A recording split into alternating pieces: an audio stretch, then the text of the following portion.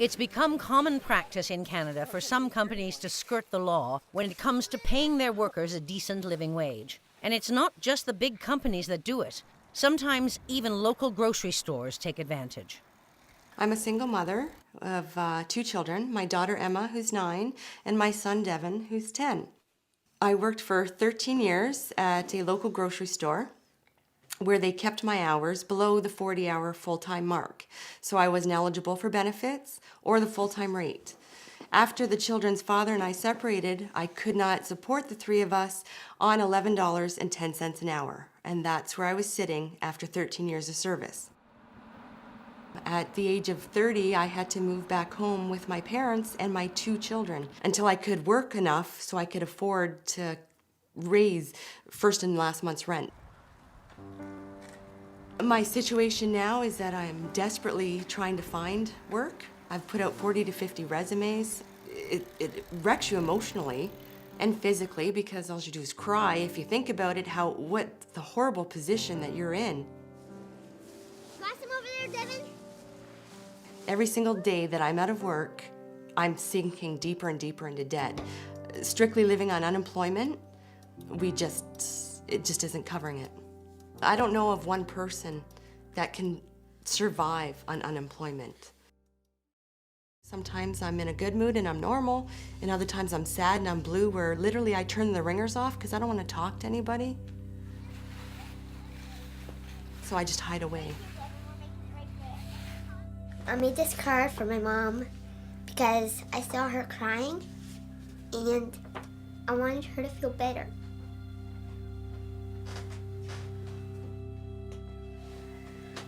It says, "Hope you feel better, Mom."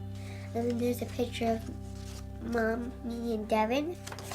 And then inside it says, "Dear Mom, I hope you feel better. As you read this, I know you had a rough time this month. Even though you cry, I still love you and keep you in my heart, hopes and in all my dreams. I love you." And then over here it says, "I love you," and then it says, "Love, Emma." I started with the LCBO in 1997, and my goal was to obtain full-time work. Now, 12 years later, I am still working as a casual, full-time hours, same work as full-time, but paid as a casual. The situation here with the LCBO is that they use the standard corporate approach to the workforce, or what's become the standard corporate approach to the workforce. We're now at the point where we have 60% of the workers in the LCBO are casuals, so you can be making $24 an hour with benefits, or you can be making as low as $10 an hour with no benefits, no guarantee of any kind of job security, or not even knowing what your hours will be from week to week.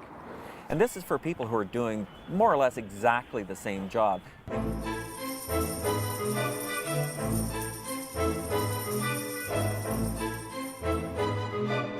They just keep announcing their profits, their billions of dollars, and us at the store level just get told, your hours are cut, your hours are cut.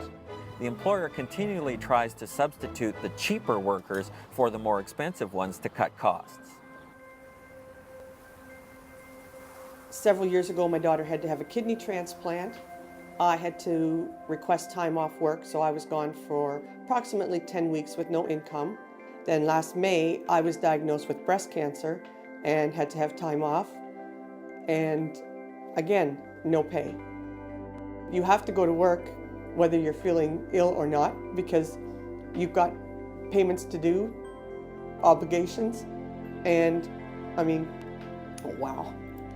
To make ends meet, I had to do it. I had to take my chemo treatments, all my doctor's appointments. I worked everything into my lunch hours, my days off.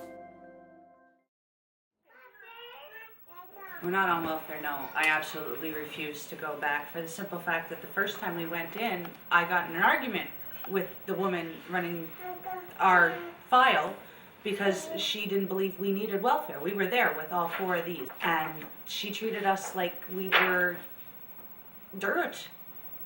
She gave us attitude. She asked him why he couldn't find a job, what was wrong with him, why I wasn't in school. You have to understand that when you first go to the welfare department, one of the very first questions they're going to ask you is, what assets do you have? So if you say, oh, I have $5,000 in the bank, they'll say, spend it and come back. If you have a car worth more than I forget what, but of any value, they say, sell that. If you have RRSPs, you're expected to spend your RRSPs before they'll give you 10 cents.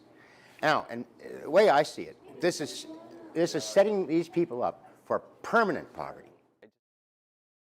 They told him he had to do 20 different things in order to even get on welfare. It took us 2 weeks to even do everything she wanted. So I said, you know what, this time I'd rather just suffer. I'd rather starve, make sure they eat, than beg them for money again. And besides, when we get on welfare, they barely give you enough. They take half your child tax check away. And then when you do get a job, they take half your money away, so you can barely ever get off of welfare. I just think the welfare system, the way we've constructed it, deliberately degrades people. It makes their lives miserable and harsh. We've managed as a society to turn these people into pariahs, so that social assistance is a dirty word. Previous governments have done such a good job of demonizing people whose crime is hardship. My name's Fa. I used to work here. That's Progressive Molded Products. June 26, they sent us to go on holiday. July 1st, they typed a letter saying the company is closed. July 4, we come here, all the truck is moving out.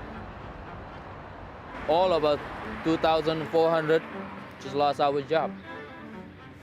You put your whole life down there for 35 years, for 26 years, and no warning, no sign, no notice, nothing. When we went on picket line, tried to ask for answer, what happened to the company? What happened to the workers? The company, instead of answering us, the company went to the church house in the middle of Saturday night, not the courthouse, the church house, and signed that injunction, state that the worker has no right to be there to protest. At least we're a human being. We've been with you for all these years. At least have mercy. Say something to us. Let us sit down, explain it to us. We're human beings, we understand. Are we taxpayers paying the tax for the government to serve and protect those millionaires, those big corporations, or to serve the community? There you are. You've worked 30 or 40 years for the same employer at the lowest kind of wages. And then one day you walk into work and it's all over. The place is chained up. The government looks the other way, says the workers and the employer should work it out. But hey, there is no employer. He's skipped town.